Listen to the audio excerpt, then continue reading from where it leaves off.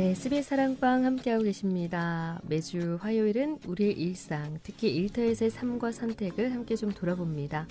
일터를 거룩하게 일과 신앙 모든 영역에서 승리하는 인생의 비결, 사자길의 일거양득 이어가죠. 부산 성시운동본부 일터사역 싱크탱크 소장 서정일 목사님 자리하셨습니다. 어서 오세요. 네, 안녕하세요. 반갑습니다. 네, 반갑습니다. 네, 반갑습니다. 우리가 이 시간 항상 이제 직장 사역, 그 일터 사역 현장에서에 대한 네. 고민들 이런 이야기들 나눴는데 네, 오늘은 어떤 이야기 좀 나눠볼까? 예. 예. 사실 이제 일과 가정은 밀접하게 연결이 돼 있지 않습니까? 그게 뭐 우리가 생계를 위해서 금전적인 연결은 뭐 차치하고더라도 사실은 많은 연결점들이 있는데 오늘은 특별히 이 맞벌이라고 하는 일터의 현상과 또 자녀 교육이라고 하는 연결점에 대해서 우리가 한번 고민해봤으면 합니다. 네. 이 주제가 많은 분들 고민하고 있는 그런 주제가 아닐까라는 생각 들고요. 네, 그럴 것 같더라고요. 네, 2021년 기준으로 결혼한 가구 중에서 맞벌이 가구 비중이 46%를 넘었다고 합니다. 네, 예. 맞벌이가 보편화됐는데 일하는 엄마 아빠 입장에서는 현실적인 어려움이 적지 않거든요. 맞아요. 네. 예. 목회자 입장에서 또 일터 사역자의 시선에서 맞벌이 가정 바라보는 마음이 좀 다르실 것 같아요. 네. 일단 좀 리서치한 자료들을 제가 들여다보니까 네. 가연이라고 하는 결혼정보회사에서 이제 MZ세대 기혼 부부에 대한 조사를 했더라고요. 네. 왜 맞벌이를 하시느냐. 예. 그래서 그 조사 결과를 보니까 60%가 압도적이더라고요. 네. 여러 이유들은 뭐 20%도 있고 뭐 4%도 있고 그런데 60%라고 하는 압도적인 이유로 경제적인 이유를 꼽고 있더라고요. 그리고 또 다른 면을 한번 제가 보기 위해서 또 다른 리서치를 들여다봤는데 네. 그럼 경제적인 이유 중에서 맞벌이하는 그 요소를 어떤 것을 찾을 수 있을까 들여다봤더니 분야들 얘기해도 될지 모르겠습니다만은 예.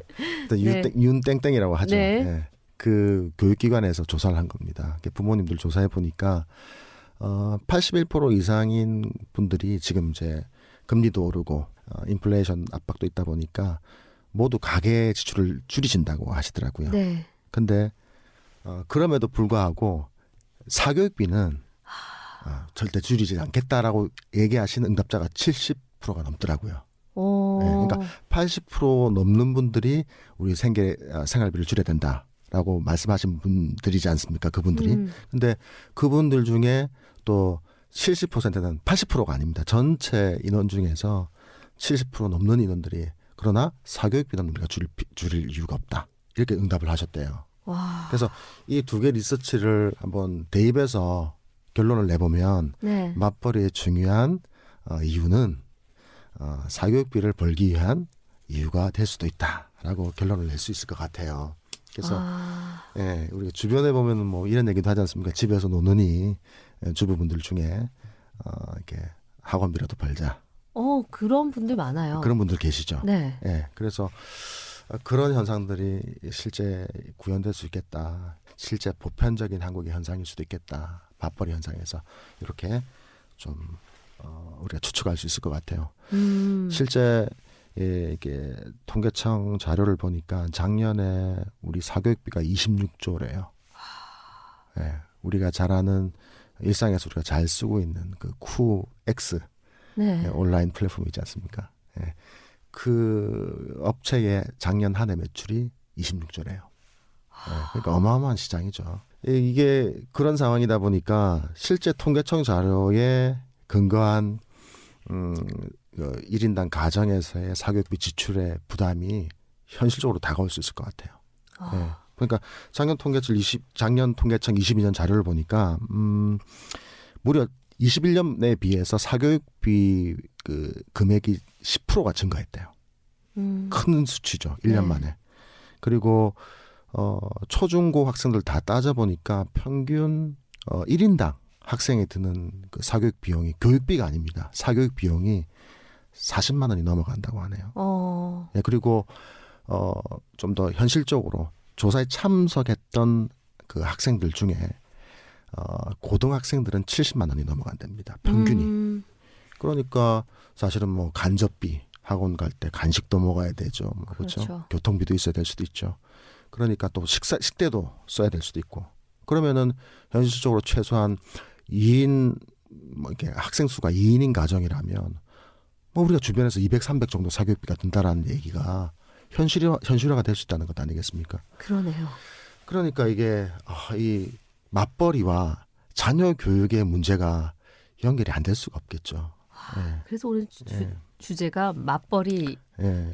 맞벌이를 얘기하시면서 자녀 교육을 얘기를 하셨거든요. 예, 결국 통계적 수치에 근거해서 말씀드리는 거였습니다. 네, 예. 이게 따로 떼서 생각할 수 없는 부분이다라는 말씀이신데. 예, 맞습니다. 그래서 아까 질문하셨듯이 네. 목회자로서 볼 때는 사실 우리가 자녀를 양육하고 출산하는 것은 생명의 관점이고 이것을 돌보는 관점으로 우리가 접근할 수 있는 굉장히 중요한 부분이다라는 어떤 흐름을 가져가는 입장에서 볼 때 목회자로서 사실 이런 맞벌이의 어떤 트렌드는 좀 안타까운 지점이 있다고 생각합니다. 왜냐하면 교육을 위해서 그 교육의 재정을 마련하는 이 시도가 어떻게 보면은 돌봄이라고 하는 공백을 낳을 수 있기 때문에 그런 것 아니겠습니까? 예.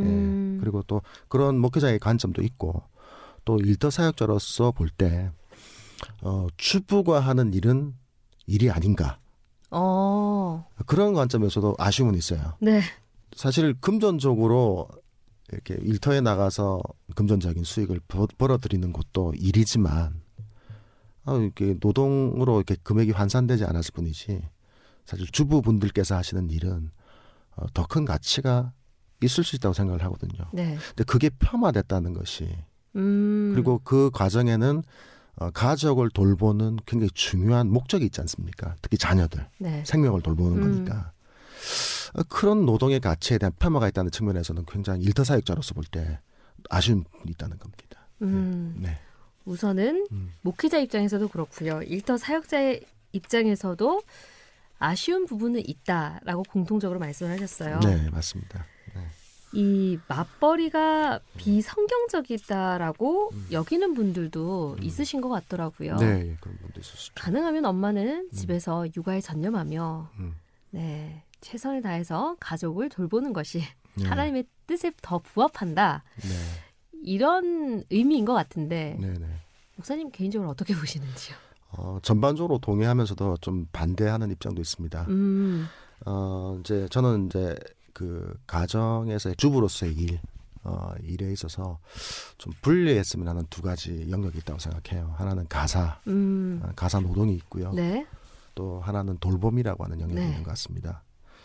그래서 이제 육아라고 하는 육아 돌봄, 생명 돌봄이라는 측면에서 육아 측면에서는 필수 양육 기간 내에 앞서서도 우리 아나운서님께서도 저와 함께 소통해 주셨지만은 자녀가 이렇게 필수적으로 엄마와 애착을 형성해야 되는 시기, 네. 이 필수 양육 시기에는 엄마의 전업화는 대안이 없다고 생각을 해요. 네. 그런 측면에서 여성으로서의 엄마의 전업화는 저는 동의합니다. 네네. 예. 그러나 가사의 영역으로 넘어오게 되면 이제 돌봄의 필수적인 시기가 지난 다음에 가사의 영역으로 돌아오게 되면 사실 성경에도 듭보라와 같은 전사도 있잖아요. 네. 그리고 뭐 그 외에도 많고요. 음. 그래서 교회사로 보면 더한 분들 뭐 더 많은 사례들이 많습니다. 그렇기 때문에 그런 영역에서 볼 때 특히 현대 사회에서 여성이 할 수 있는 일, 또 여성만이 할 수 있는 일도 있죠. 네. 그리고 여성만이 필요한 리더십도 있습니다. 지금 네. 현대 사회에서는 고도화되어 있기 때문에 그런 측면에서는 전업화에 대해서는 저는 동의를 하지만 여성만이 전업화를 해야 된다라고 하는 데 있어서는 그게 성경적이다라고 볼 수는 없다고 저는 생각합니다. 어쨌든 맞벌이를 하더라도 가정, 직장, 신앙생활이 안정적으로 균형을 이뤄야 하지 않을까라는 생각은 누구나 할 것 같습니다. 네, 맞습니다. 그런데 이게 쉽지 않단 말이죠. 쉽지가 않죠. 예, 제가 앞서 엄마가 슈퍼우먼 될 수 없다라고 말씀을 결론적으로 벌써 말씀을 드린 것처럼 균형을 이뤄서 이걸 맞춰가기가 정말 쉽지 않더라고요. 네. 그래서 이 현실적인 문제를 빼놓고 얘기할 수 없으니까요. 네. 그 현실적인 문제 앞에 그것들을 감당하다 보면 신앙생활에 소홀해지기 또 마련이고요. 네, 맞습니다. 무엇보다 아이들 입장에서 생각해 볼 때 이 아이들에게 가장 미안한 마음은 계속 꼬리표처럼 따라오게 될 거고요. 네. 무엇보다 보육, 교육 예. 이 모든 것들을 외부에 의존할 수밖에 없는 상황이 되잖아요. 그럴 수밖에 없죠. 사실. 예. 네. 그러니까 가장 중요한 저는 이제 이게 가장 중요하다고 보는 입장이기 때문에 네. 가정 안에서 성경적 원리를 세워가는 거 가장 중요하다고 보는데 정말 중요한 포인트죠. 이 성경적 원리를 세워가는 것 또한 쉽지 않는 예. 이게 지금 실상이지 않을까 싶어요. 맞습니다. 저도 적극적으로 동의하는 게 사실 애착의 형성 시기도 중요하고 네. 그 이후에 또 질풍노도의 시기라고 하지 않습니까? 사춘기. 네. 그때가 이제 입시지옥의 시기인데 그때 아이들의 생활의 패턴들을 보면 정말 부모가 필요한 시점인 것 같아요. 그런데 또 그때 공부를 하려면 재정적인 뒷받침이 되어야 되는 구조다 보니까 또 그만큼 부모가 결여돼야 되는 환경인 것 같아요. 네. 그게 어떻게 보면 모순이죠. 어떻게 보면 부모가 필요한데 어떻게 보면 부모가 없어야 되는 시기니까. 그렇죠. 재정적으로는 뒷받침되려면 부모가 없어야 되고 네. 또 이 정서적인 안정을 취하기 위해서는 부모가 애착을 인내해야 되고 형성이 아니라 인내하면서 그 질풍노도의 시기를 받아줘야 되니까 예. 이게 양립되기가 힘든 구조다 보니까 이게 참 어려운 것 같아요. 네. 근데 우리가 세상에 살아가다 보면 다 경험을 하셨겠지만 어떤 것을 놓고 가장 중요한 기준이 있다면 그걸 선택을 해야 될 때가 네. 있다는 거죠. 지금도 그런 시기라고 봅니다. 지금 뭐 학폭뿐 아니라 아이들이 어떤 정서적인 타격을 받게 되면 그 어떤 내성이라고 하는 게 약하다 보니까 극단적인 시도를 한다든지 네. 또 인성적인 문제라든지 이런 것들이 굉장히 지금 시한폭탄처럼 우리 가운데 불안하게 계속해서 다가오는 게 느껴져요. 네. 예. 어떻게 동의하십니까? 그 부분에 대해서? 네, 그 부분도 동일하고요. 사실 성경적 하나님 나라의 가치관이 형성되고 예. 세워질 수 있도록 적극적으로 돕고 그것들을 세워가야 하는 시기가 맞습니다. 분명 있잖아요. 예. 그런데 그 시기를 놓칠 수 있는 가능성이 여기에 잠재 있다는 거죠. 맞습니다. 그러니까 사실 이 인성의 문제를 해결하기 위한 근본적인 해결책은 신앙교육이지 않습니까? 지금 현재 보면은 신앙교육은 자체하더라도 인성교육도 안 되는 상황이니까 네. 참 가슴 아픈 지점이겠죠. 그래서 우리가 지금 상식적으로 한번 생각해 보자는 거죠. 네. 기업이 있으면 우리가 이제 일터에서 사회적 기업에서의 그 가치를 어떻게 보면 가정의 일보다 우선시하고 또 긍정적으로 가치 있게 여겨지는 세상이니까 네. 한번 그렇게 한번 우리가 비유해 보자는 거죠. 유수하고 경쟁력 있는 기업일수록 기업의 핵심 역량이라든지 핵심 가치, 핵심 기술, 핵심 인력들을 아웃소싱하는 거 보셨습니까? 못 보셨을 거예요. 네. 핵심적인 것은 내부로 그렇죠. 내재하고 있죠. 네. 그러니까 중요하지 않은 것을 바깥에 아웃소싱을 합니다. 네. 그런데 지금 보세요. 우리 아이들 인성교육, 신앙교육, 또 자녀들의 어떤 발달을 맞이하는 시기에서 부모로서 가지고 가는 내재화된 교육의 시간들이 얼마나 있는지를 한번 생각해 봤으면 좋겠어요. 대개는요 아웃소싱 돼 있을 겁니다. 네. 학원에. 그 아웃소싱 되어 있는 학원의 사교육비에 사실은 우리가 금전적인 지원을 하기 위해서 아웃소싱을 또 하게 되는 모순을 겪고 있는데 사실 이 지점을 우리가 심각하게 생각해 봐야 된다고 생각합니다. 내가 뭘 위해서 지금 내가 맞벌이를 하지? 이런 고민을 해보자는 거죠. 무턱대고 내가 아이들의 교육, 특히 사교육비를 지원하기 위해서 맞벌이를 하는 거에 대해서 고민을 해봐야 된다. 그 이유만으로 그것부터 한번 우리가 고민해보는 게 중요한 것 같습니다. 네. 맞벌이를 해야 되는 여러 가지 절실한 이유가 있을 겁니다. 네. 여러 가지 경제적인 이유도 있을 거고. 그러나 적어도 뭐 아이들 집에서 노느니 아이들 학원비나 벌려고 내가 뭐라도 좀 해야지라고 하는 접근은 조금 위험할 수도 있다. 그건 정말 진작에 고민해봐야 된다라는 말씀이시네요. 그 말씀 꼭 드리고 싶습니다. 네. 사실 이제 우리가 로마서 12장 2절 말씀에 보면 시대의 풍조를 따르지 말고 마음을 새롭게 하고 변화를 받아서 하나님의 선하시고 기뻐하시고 온전하신 뜻이 무엇인지를 분별하도록 하라라고 네. 하는 말씀이지 않습니까? 근데 사실 지금의 트렌드는 여러 면에서 그렇지만은 하나님의 어떤 가치관과 많이 떨어져 있는 게 사실입니다. 앞서 말씀드린 것처럼 인성 교육은 자취하고서라도 신앙 교육이 제대로 안 되는 여건이다 보니까 시대의 풍조를 따라가기 십상인 상황이 재현되고 있는 것이죠. 부모부터 사실은 세상의 풍조를 따라가다 보니까 너나 없이 사교육비 마련을 위해서 맞벌이를 하니까 내 자식은 뒤처질 수 없다. 예, 그런 차원에서 부모가 나가버리면 아이들은 또 세상의 트렌드대로 휩쓸릴 수 있으니까 네. 이 부분에 대해서는 우리가 시대의 풍조를 따르는 것이 아니라 뭐 쉽게 말씀드렸으면 좋겠습니다. 두 가지 단어만 생각했으면 좋겠습니다. truth라고 하는 단어와 트렌드라고 하는 단어 두 가지를 생각했으면 좋겠습니다. truth를 따를 것인지 네. 트렌드를 따를 것인지.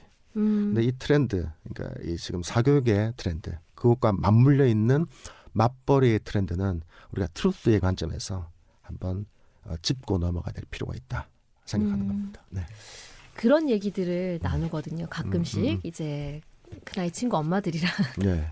제 엄마다 보니까 궁금하네요. 네. 예, 엄마들과 모였을 때 그런 얘기 나누거든요. 사실 모든 부모의 바람은 우리 아이가 공부 잘하기를 원하는 건 공통적인 관심사고 바람인데 우리 아이가 나중에 자랐을 때 지식만 가득한 그러니까 머리만 커져 있는 이 아이로 자랄 것인가 마음이 큰 아이로 이 아이를 키울 것인가 네. 상당히 고민이 된다 얘기를 하거든요. 네. 이거 고민이 된다고 얘기를 하지만 약간 기울어 있어요. 이미 답은 나와 있는데. 예, 기울어져 있거든요. 예. 우리 아이가 정말 마음이 따뜻하고 이 사회에서 정말 인성이 훌륭한 아이로 자랐으면 좋겠다. 이 부분도 모두가 공감을 하실 부분이지만 그런데 목사님 말씀하신 그 트렌드를 쫓다 보니까 지나친 그 경쟁 속에서 우리 아이가 뒤처지지 않기를 바라는 그 마음이 조금 더 앞서 있다라는 그런 생각이 늘 들거든요. 네. 대화를 나눌 때마다. 맞습니다. 네. 그래서 내 아이가 지는 거 싫고요. 네. 내 아이가 거기서 좀 뒤처진다 생각이 들면 이 학원 저 학원 기웃기웃 거리는 이게 지금의 부모님들의 모습이 아닐까라는 생각이 드는데 네. 그렇기 때문에 맞벌이를 목사님 말씀하신 것처럼 사교육비 마련을 위해서 맞벌이를 할 수도 있어요. 네. 다음에 우리 아이가 좀 더 자랐을 때 더 재정적으로 더 필요한 부분이 많을 테니까라고 생각을 하시겠지만 과연 이 우리 아이가 어떤 환경에 어디에 노출이 돼 있는지 살펴보는 것 또한 부모의 몫이거든요. 맞습니다. 그래서 놓쳐선 안 될 것 같다라는 생각도 들고요. 네, 맞습니다. 그래서 이 주제가 굉장히 무겁게 다가오고 굉장히 복잡하게 다가오는 것 같습니다. 예, 맞습니다. 이게 예. 사실 쉽지 않은 사회적 구조의 문제와 연결돼 있지 않습니까? 네. 사교육의 문제는 늘 대한민국의 고질적인 문제로서 거론되었던 부분이고요. 네. 또 이 맞닿아 있는 일터에서의 어떤 경제적인 구조도 계속해서 사회적 문제로 대두되고 있기 때문에 이 두 개가 융합되면 각각도 힘든데 네. 융합되어 있으니 얼마나 큰 문제겠습니까? 그래서 저희가 뭐 이 시간도 뭐 일터 사역 관련한 이야기도 나눴고 저출산 얘기도 나눴었고 여러 가지 주제로 이야기를 나눴지만 네. 이 모든 게 각각의 이야기가 아니라 정말 우리 사회 전반에 하나로 모아놓은 이야기이기 때문에 그래서 아마 오늘 이 주제가 결코 가볍지 않다라는 말씀을 자꾸 드리게 되는 거고요. 네. 교회 또한 사회 구조와 질서의 변화 거기에 따른 성도들의 고충에 좀 더 관심을 가져야 할 시점이 지금이 아닌가라는 생각 들고요. 네. 교회 속에 있는 우리 성도들의 삶이기 때문에 그럼요, 맞습니다. 뗄 수 없는 부분이라서 사실 교회 존재 이유니까. 교회 역할 또 고민을 해봐야겠죠. 맞습니다. 사실 이제 저는 교회로서 우리가 교회라고 하면 꼭 어떤 건물만 가지고 있고 제도화된 교회를 얘기하는 것이 아니라 우리가 교회니까 교회인 우리로서 이 문제에 대해서 좀 고민해야 되는 부분이 첫 번째는 저는 가사에 대한 또 가사에 있는 자녀 돌봄에 대한 가치에 대한 네. 새로운 전환이 필요하다고 생각을 해요. 2014년도에 통계청에서 조사한 재미있는 자료가 있어요. 그게 뭐냐면 가사 노동의 가치입니다. 네. 그때가 그 시급이 이제 노동자 최저 시급이 5,000원대였어요. 네. 2014년 까마득한 얘기죠. 네. 근데 그때 가사 노동의 가치가 이미 10,000원이 넘게 이렇게 산출이 됐었어요. 네. 그러니까 임금의 최저임금의 2배를 받을 수 있는 거예요. 가사 노동이. 네. 그러면 예를 들면 200만 원이 최저임금이다. 지금 현 시점에서. 그러면은 400만 원짜리라는 거죠. 지금은 인플레이션이 있으니까 더 높아지겠죠. 네. 근데 사실 가사 노동의 그러니까 생명동력 다 포함해서 전업주부로서의 역할이 남성이든 여성이든 네. 간에요. 그 가치를 따져보면 일단 그 직능 안에는요 셰프도 있어요. 네. 네. 또 코디도 해주죠. 네. 자녀들. 그리고 뭐 빨래. 네. 예. 또 다림질, 뭐 세탁소 기능도 하시지 않습니까? 그렇죠. 세탁소. 네. 예. 그러니까 이게 돌아가면서 하루 종일 이게 반복되거든요. 네. 셰프는 뭐 브레이크 타임이라도 있는데 그것도 없는 것이죠. 제대로 하자면 네. 청소도 하셔야 되고. 예.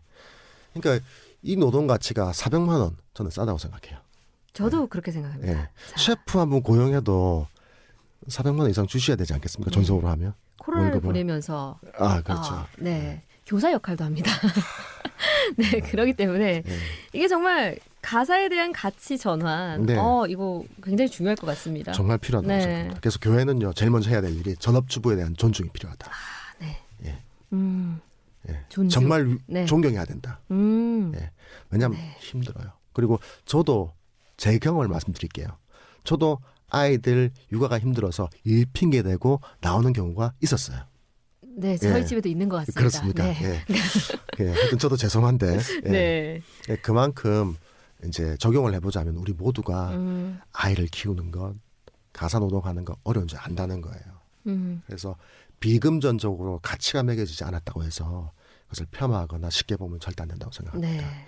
햇빛이나 공기 중요한 것인데 너무 주변에 중요하고 당연히 자리 잡고 있기 때문에 사실은 가치를 먹이지 않고 우리가 폄하하는 경향이 있는데 더 중요하거든요. 네. 그러니까 전업주부에 대한 존중 존중, 필요하다. 공기와 물처럼 소중하게 생각해야 된다 네. 생각합니다. 자, 두 번째는요. 네. 그래서 그런 존중을 바탕으로 해서 교회가 해야 될 일이 있다고 생각해요. 네. 과거에는 이제 뭐 가슴 아픈 일이기도 하지만 또 교회의 입장에서는 좋았던 일이지만 사실 교회 성장의 밑거름에는 전업주부가 있었다고 생각합니다. 왜냐하면 비교적 쉽게 동원이 가능했기 때문에요. 그렇죠. 네. 그 관점에서 사역의 어떤 전환이 필요하다고 생각합니다. 그게 아니라 이제는 뭐 부산 CBS하고 부산시하고 지금 생명 돌봄 운동을 하고 있는 차원도 있지 않습니까? 네. 그건 사실 위기의식에서 발동이 된 거 아니겠습니까? 그런 차원에서 교회는요. 이제 그 흐름에 맞춰서 전업주부가 하는 중요한 사역, 자녀 돌봄, 가사의 사역들을 좀 더 힘을 내서 할 수 있도록 어떤 사역적 지원이 필요하다고 생각합니다. 네. 이를테면 자녀 돌봄 사역, 네. 교회가 해야 되겠죠. 그리고 가사 노동에 대한 그 어떤 과로들 또 힘든 것들을 좀 이렇게 전환시켜 줄 수 있는 위로회 같은 것들도 필요하다고 생각해요. 네. 왜냐하면 일터 사역을 할 때는 가끔 가다 1년에 한 번씩 정도 최소한은 이런 컨퍼런스를 통해서 일터에서 수고하셨죠. 그래서 교회 차원에서라도 또는 뭐 전체적인 연합 모임에서라도 그런 위로회가 있어요. 근데 주부들은 그런 게 있습니까? 늘 하는 일이죠. 네, 그러니까 네. 그런 위로회가 거의 없을 거예요. 네, 위로 받을 곳 없고 그 뭐 네. 당연히 마땅히 해야 되는 일로 인식을 하고 있으니까요. 그래서 네. 저는 교회가 앞장서서 뭐 적어도 1년에 한 번 정도는 주부의 날로 날을 만들어서 전 교인이 주부를 위로하고 그 돌봄에 대해서 잠언서 31장을 보면 잠언서 총 31장 중에서 한 장을 그 주부의 노고에 대한 칭송으로 마무리하고 네. 있거든요. 지혜사의 마무리에서 네. 말이죠. 그러니까 교회도 그런 동참이 필요하다고 생각합니다. 그런 네. 차원에서. 네. 그 교회가 할 수 있는 일들, 해야 할 일들에 대해서 고민을 해보자 질문을 드렸지만 정말 네. 인식의 전환이 무엇보다 필요할 것 같고요. 맞습니다. 그리고 교회가 또 할 수 있는 역할들이 있어요, 분명히. 맞습니다. 그 교회라는 곳의 장점을 살려서 가지고 있는 그 역할들 분명히 사역의 일환으로 네. 조금 그 부분 역시 고민을 해보면 좋지 않을까라는 생각이 듭니다. 네, 맞습니다. 네, 오늘 목사님과 맞벌이와 자녀 교육, 자녀 양육에 대한 이야기 나눴는데요. 예. 첨언 하나 해드려도 될까요? 예. 네, 예. 사실 저희가 이렇게 자꾸 공론화시키는 이유는 지금 당장 우리가 어떤 변화를 도출하자 뭐 이런 의미가 아닙니다. 네. 오히려 시작을 해보자는 것이고 시작을 해보자는 첫 단계에서 고민은 해보자는 네. 겁니다. 당연하게 여겼던 트렌드를 네. 우리가 진리, 트루스의 관점에서 한번 고민해보자는 것이죠. 그래서 네. 그런 관점에서 오늘 이 맞벌이와 자녀 교육에 대한 이 주제를 한번 우리가 고민해봤으면 좋겠다. 네. 그게 첫 시작이 아닌가 생각을 해보는 것입니다. 네, 5월 가정의 달 앞두고 있는데요. 네. 저희가 그래서 진지하게 좀 고민을 해보면서 그 첫 단추를 좀 시작점으로 잡고 나아갈 수 있었으면 좋겠다라는 생각이고요. 오늘 여기까지 이야기 나누겠습니다. 네, 감사합니다. 일터를 거룩하게 일상을 풍요롭게 서정일의 읽어양득 부산 성시아운동본부 일터사역 싱크탱크 소장 서정일 목사님과 함께했습니다. 오늘도 귀한 말씀 감사합니다. 네, 감사합니다.